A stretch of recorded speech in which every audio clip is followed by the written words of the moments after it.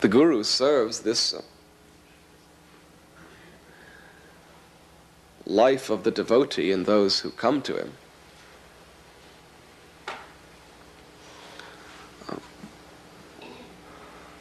by virtue of his realization.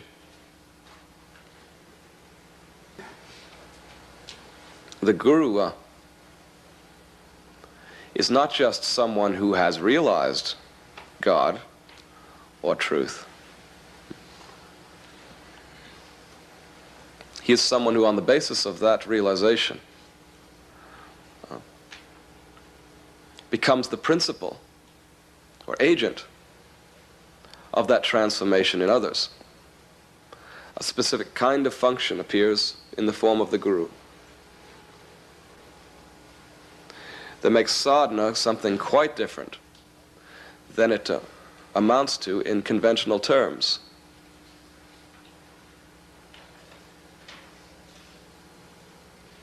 Those who enter into communion then with the guru from the beginning enjoy the condition of the devotee in its perfect sense. In other words, are fitted to that enjoyment itself from the beginning. The intuitive realization of the devotee then becomes the principle of their sadhana, not the phenomenon pursued as a result of their sadhana, their action.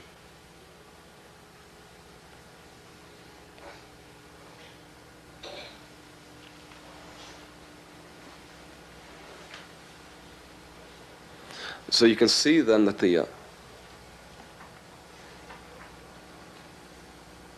foundation of this sadhana must be the realization of a right relationship between the guru and the devotee, or the one who approaches him. That relationship or mutual sacrifice is the necessary foundation for this sadhana.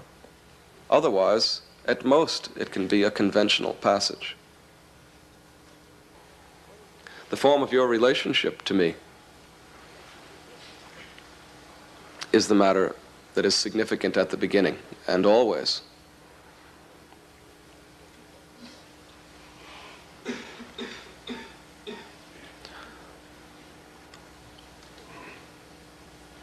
You must approach me as a devotee.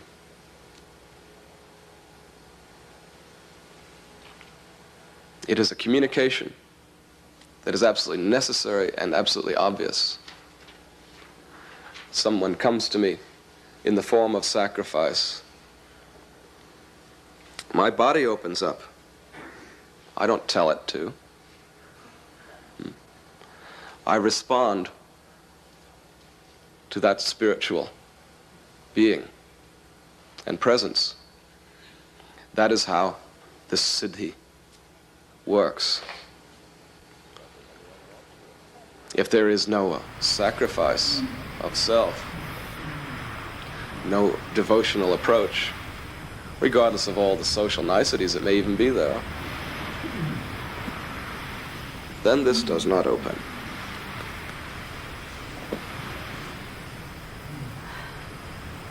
And you can come to me for years with your fruit.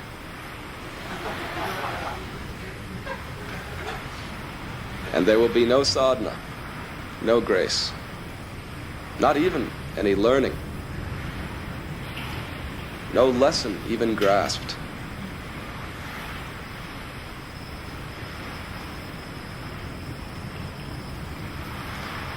Because there is a law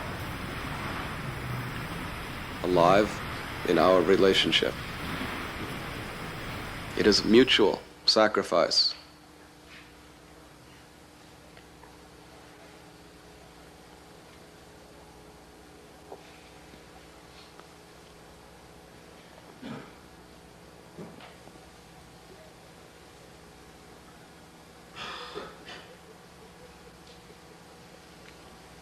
So the devotee, one who comes as a devotee,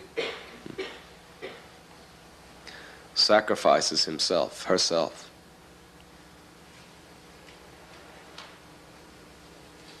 He or she comes initially on the basis of having considered this communication, this teaching. But then having come here,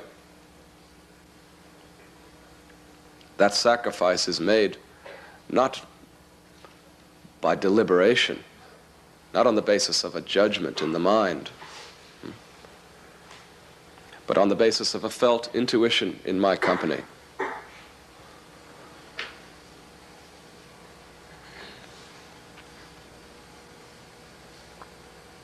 And those who begin this sacrifice see the quickening of their sadhana and its rapid maturity. Rapid.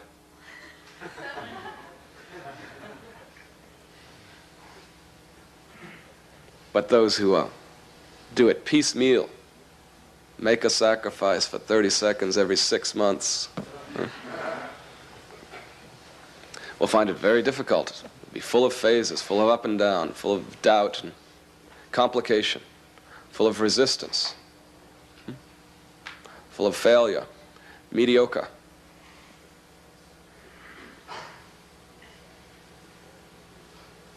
Because nothing works for such a person.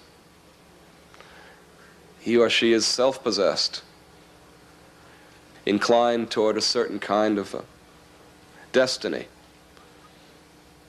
or elaboration of life. They want their sadhana to work out a certain way. They want to be in charge of it. They want their life to be of a certain kind. They want certain kinds of mobility and experience and consolation and pleasure.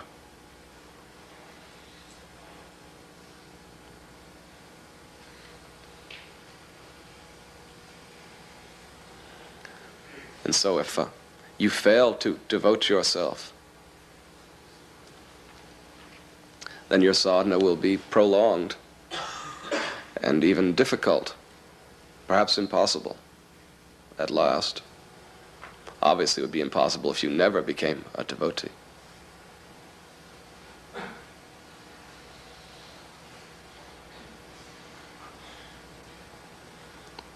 So this devotion is not a matter of hyping yourself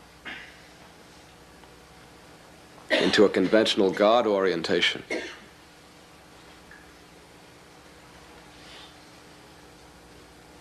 But of an intuitive, natural,